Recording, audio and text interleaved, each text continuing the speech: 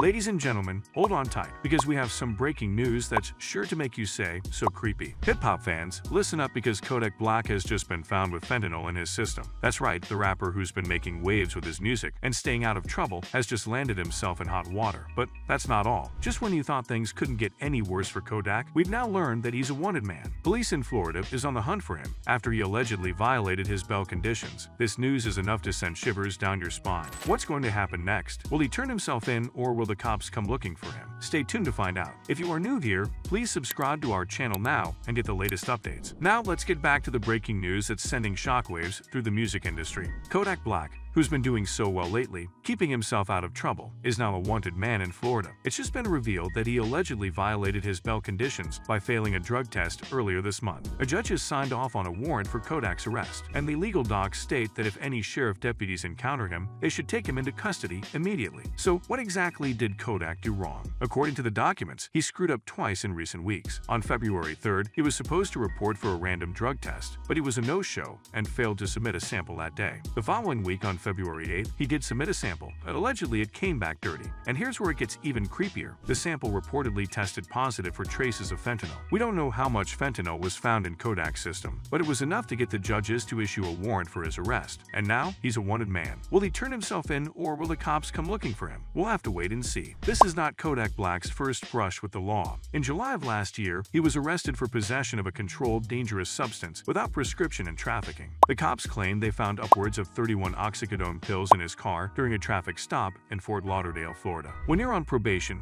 maintaining drug tests is crucial. Depending on how close you are to going to prison, the frequency of drug tests can vary from once a week to once a month. And in some areas, there's a program called Heads where you have to come in every week, submit your schedule, and take a supervised urine test. The probation process is a little different. The swab test was given to everyone when we were on the program. Until the test was due, people would brush their teeth, use mouthwash, and even keep it in their pockets. But the urine test is different. It's hard to cheat on a urine test because it goes back quite far, and if you've used anything the night before, it's sure to show up. We're getting into some exciting stuff here, so if you're enjoying this video so far, please like the video and subscribe to our channel. The fact that fentanyl was found in Kodak Black's system is alarming, and it's a clear sign that he must be careful about his drugs. If he's using oxycodone or other prescription drugs, there shouldn't be any fentanyl in them. But if he's buying them off the street, there's a risk that they could be laced with fentanyl. This suggests that he may be mixing his prescription drugs with the deadly synthetic opioid. Fentanyl is an extremely dangerous drug, and overdoses can be fatal. Some people don't recover from fentanyl overdoses,